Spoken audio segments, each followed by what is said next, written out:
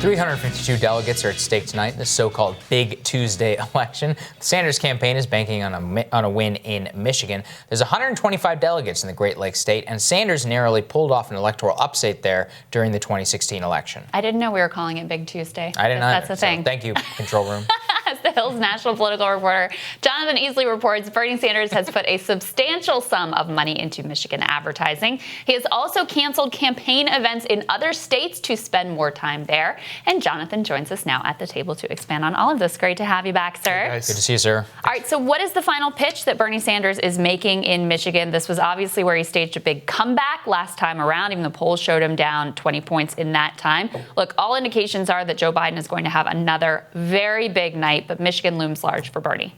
Yeah, it does. And really, he's throwing everything he's got at Joe Biden right now. I mean, the big issue in Michigan, obviously, is trade, which we saw from 2016 and how that resonated for President Trump.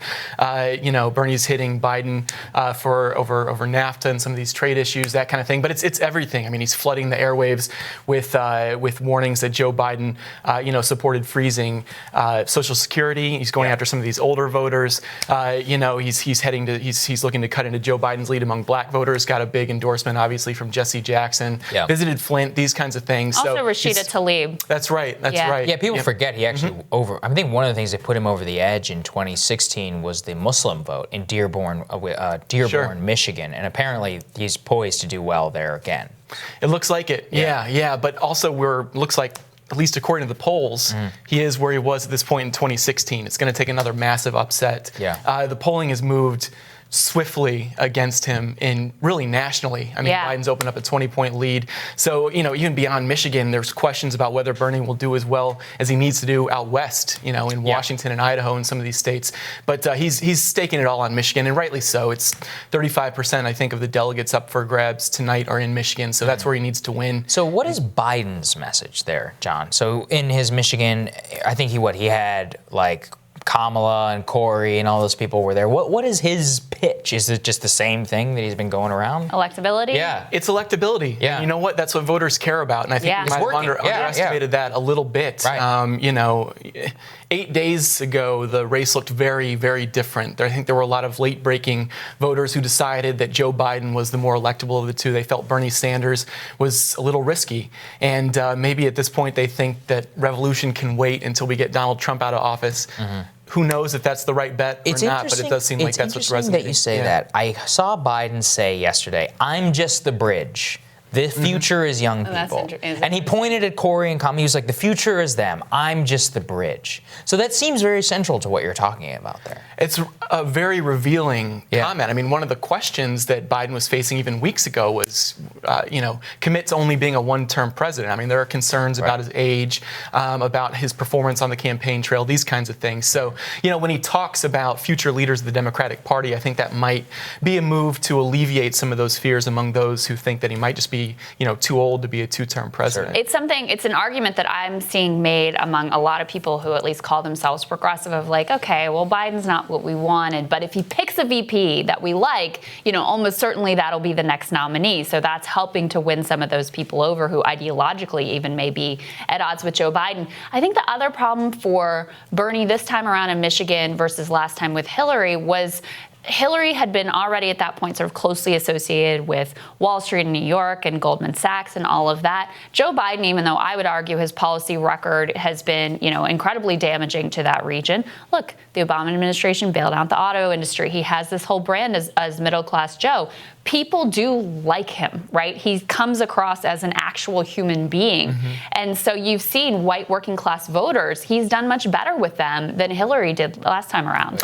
Absolutely. And I think this is a point that we're just sort of starting to learn more about is just how deeply unpopular Hillary Clinton was, even among Democrats in 2016. I mean, Michigan should have been a bright burning flag, a warning sign that they might have been headed for trouble, particularly in the Midwest. Right. Yeah. And, Bernie Sanders this time, I don't want to, undersell just how fervent his base of support is and the movement that he's built. But he's run into a more popular candidate, it looks like, in Joe Biden than he ever faced in Hillary Clinton. I think he might have benefited from that in 2016. I think a different landscape shape in terms of the existential nature of Donald Trump, where people are just willing to say, we don't care about politics. All we care about, and this is very generational, right? Young people have a different view of this. Most of the young people are mostly behind Bernie Sanders. It's like, no, we care about the issues, Medicare for all, Green New Deal. We've got to do more than just defeat Donald Trump. But older voters are like, whoever you tell us can beat Donald Trump, that's the person we're going with.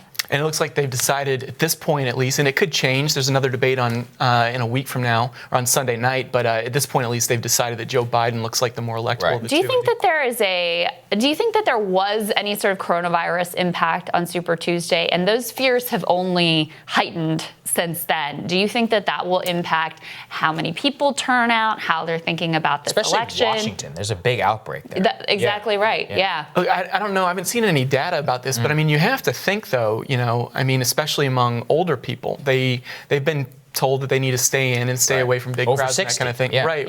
Well, so it'll be interesting to see if that does impact. I mean, Florida is coming up in a week as well. At the same time, John, we saw the exits out of last time that said that people whose coronavirus was their chief concern, they broke for Biden by 47% on Super Tuesday. So like a pretty big I hadn't seen that margin. I mean, I think it generally makes sense. It's the whole we need a steady hand. They've seen him in the Situation Room, so they can imagine it there. They can kind of imagine him going this. Let's talk about that debate and how it could possibly change the map there, because it's not all wrapped up after this 352 delegates. We have Florida the next time around, of course, the big in delegate Illinois prize as well. in Illinois. That's another state that Sanders, I think, did decently last time around. So the debate really does have some big impact, certainly, for Bernie Sanders to try and land a punch against Biden there.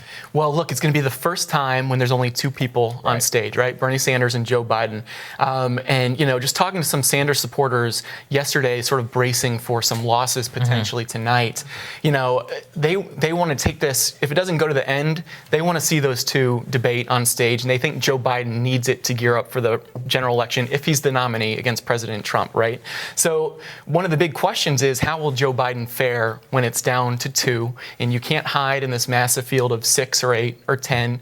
His debate performances have not been great for the most part. He had a nice one, I think, right before Super Tuesday, which I think might have convinced a lot of people to come over to his side. But there's no guarantees that he can replicate that in a one-on-one going on for 2 hours against Bernie Sanders. I don't know if it's enough at this point to be a game changer and completely rearrange the shape of the race. But it will be an interesting test to see, how Democrats react if Biden, doesn't hold his own up there. Right. Because especially if you're staking your whole case on electability, and this is what we saw before Iowa, right? You're staking your whole case on electability, and then you get up on that stage and you look really shaky, then people start to question whether you really are the person to defeat Donald Trump. But certainly a lot on the line tonight. Jonathan, always great to have your perspective. Thanks, Thank you John. so much. Thanks, guys. Good to see you, man. Yeah. Next on Rising, Professor Harvey J.K. joins us to share what tonight's primaries mean for the progressive movement.